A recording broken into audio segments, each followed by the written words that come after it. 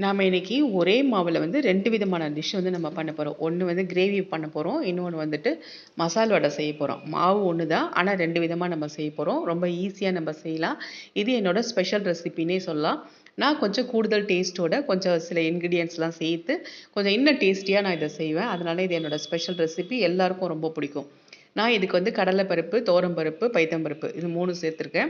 கடலை பருப்பு தான் யூசுவலா இதில செய்வாங்க. நான் கொஞ்சம் 2 மடங்கு கடலை பருப்புனா, 1 மடங்கு வந்து துவரம் பருப்பு, 1 மடங்கு வந்து பாசி பருப்பு சேர்த்துருக்கேன். நீங்களும் இதே ரேஷியோல சேர்த்துக்கோங்க. நல்லா வடிகட்டிட்டு ஒரு மிக்ஸி ஜாருக்கு வந்து மாத்திக்கோங்க. இப்ப இது கூட கொஞ்சம் சோம்பு சேர்த்துக்கோங்க. ஏன்னா, இதில புரோட்டீன் அதிகமா இருக்கிறதுனால, சோம்பு கொஞ்சம் ஒரு நல்ல ஒரு பெரிய ஸ்பூன் அளவுக்கு சேர்த்துக்கோங்க. சேர்த்துட்டு இதுக்கு காரத்துக்கு வந்து 1 காஞ்ச மிளகாய் சேர்த்துக்கோங்க. கொஞ்சமா வந்துட்டு உப்பு சேர்த்துக்கோங்க.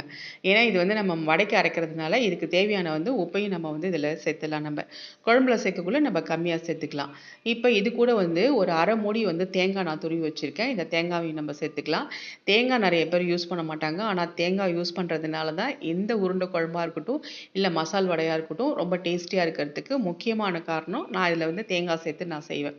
அவ்வளோ சூப்பரா இருக்கும் இது. இதே மாரி நீங்களும் ட்ரை பண்ணி பாருங்க. இப்ப நம்ம இது வந்து ஒரு நல்ல வடை மாவு பதத்துக்கு வந்து அரைச்சுக்கலாம். ஒரு காஞ்ச மிளகாய் காரத்துக்கு நான் சேர்த்துருக்கேன். சேர்த்துட்டு நம்ம வடை மாவு பதத்துக்கு வந்து நம்ம இத வந்து அரைச்சுக்கலாம். நம்ம வடை செய்யக்குள்ள வந்துட்டு காரம் நம்ம எதுவும் நம்ம போட தேவையில்ல. இப்படியே இதையே வந்து நம்ம வந்து வடை தட்டி போட்டுக்கலாம்.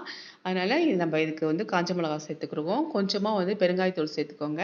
கொஞ்சம் வந்து மஞ்சத்தூள் சேர்த்துக்கோங்க. மஞ்சத்தூளும் நெறைய பேர் இதுல சேர்க்க மாட்டாங்க. மஞ்சத்தூள் கண்டிப்பா சேர்த்துக்கோங்க.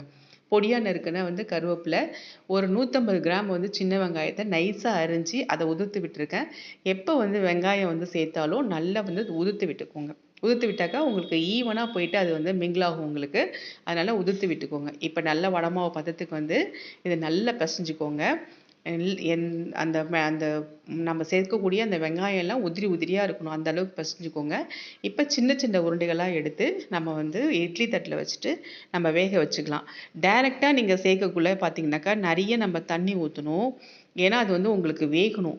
இன்னொன்னு அந்த உருண்டை வந்து உடைஞ்சு போறதுக்கான வாய்ப்பு அதிகமா இருக்கு. அதனால நான் எப்பவும் என்ன பண்ணுவேன்னாக்கா, இட்லி தட்டுல வச்சுட்டு வேக வச்சுருவேன். இப்ப வந்து குழம்பு தாளிச்சுக்கலாம். ஒரு 75 கிராம் வந்து சின்ன வெங்காயம் சேர்த்துருக்கேன். கொஞ்சமா சோம்பு போட்டுட்டு, வெங்காயம் வந்து 2, 3மா அரிஞ்சுக்கோங்க சின்ன வெங்காயத்த. கொஞ்சம் கருவேப்பிலை சேர்த்துக்கோங்க. 2 வந்து மீடியம் சைஸ் தக்காளி நான் சேர்த்துருக்கேன், புளிப்புக்காக. வெங்காயம், தக்காளிய வந்துட்டு நல்லா வதங்க விடுங்க. எப்ப வெங்காயம், தக்காளி நீங்க வதங்க விட்டாலும், குழம்பு வைக்கக்குள்ள அது நான்வெஜ்ஜா இருக்கட்டும், இல்ல வெஜ்ஜா இருக்கட்டும், நீங்க குழம்பு மிளகாத்தூள வந்துட்டு அந்த சூட்டோட வந்து அதில போட்டு வதக்கிடுங்க நீங்க. இப்ப இதுக்கு வந்து மசாலா நம்ம அரைச்சுக்கலாம். ஒரு 1/4 மூடி வந்து தேங்காய், கொஞ்சம் மிளகு, கொஞ்சம் ஜீரகம், கொஞ்சம் சோம்பு. இது எல்லாமே ஈக்குவல் ரேஷியோல இருக்கலாம்.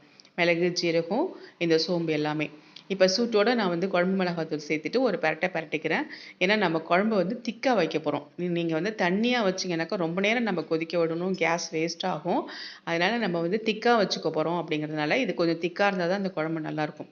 அதனால நான் என்ன பண்றேன்னாக்கா, எப்பவும் நான் வந்து இந்த மாரி நான்வெஜ்லாம் செய்யக்குள்ள மிளகாத்தூள போட்டு நல்லா வந்து பச்சை வாசனை போக ஒரு இந்த சூட்ல ஒரு பெரட்ட பெரட்டிட்டோம்னாக்கா, அது கொஞ்சம் ஈஸியா கொதிச்சு வந்துரும். சீக்கிரமாவே வந்து அந்த பச்சை வாசனை அதில போயிடும். அதுக்காக தான் இந்த மாரி நான் செய்யறது.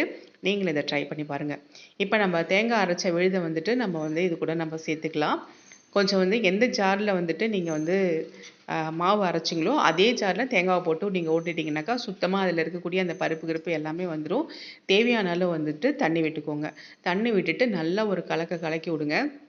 வெங்காயம், தக்காளி கூட போயிட்டு அந்த மிளகாத்தூள்லாம் போயிட்டு ஒட்டிட்டுருக்கும். அதனால நல்லா கலக்கி விட்டுட்டு, ஒரு மூடி போட்டு மூடிடுங்க. இப்ப நான் ஒரு சின்ன துண்டு அளவு வந்துட்டு புளி ஊற வச்சிருக்கேன். அந்த புளியையும் நம்ம கரைச்சு விட்டுக்கலாம். இதுதான் நல்ல டேஸ்ட் குடுக்கும். இதுக்கு வந்து புளியும் எல்லாரும் விட மாட்டாங்க. புளி அதிகமா விடக்கூடாது. ஒரு சின்ன துண்டு ஊற வச்சுட்டு, அந்த புளிய வந்துட்டு இதில வச்சுக்கோங்க. தேவையான அளவு உப்பு சேர்த்துக்கோங்க. உப்பு சேர்த்துட்டு நல்ல ஒரு கலக்கிடுங்க. கலக்கிட்டு ஒரு மூடி போட்டு மூடி வச்சுருங்க. எனக்கு பலாக்கொட்டை ரொம்ப பிடிக்கும். நீங்க பலாக்கொட்டை இருந்ததுனாக்கா, அந்த பலாக்கொட்டைய வந்து நல்லா தோல எடுத்துட்டு, நல்லா வேக வச்சுட்டு, இது கூட நீங்க சேர்த்துக்கலாம். நான் இன்னைக்கு பலாக்கொட்டை போட்டு தான் செய்ய போறேன். ஆனா பலாக்கொட்டை போடணும்னு அவசியம் கிடையாது. பலாக்கொட்டை போட்டும் செய்யலாம். இப்ப நம்ம வேக வச்ச அந்த உருண்டையெல்லாம் நல்லா வெந்து வந்துருச்சு.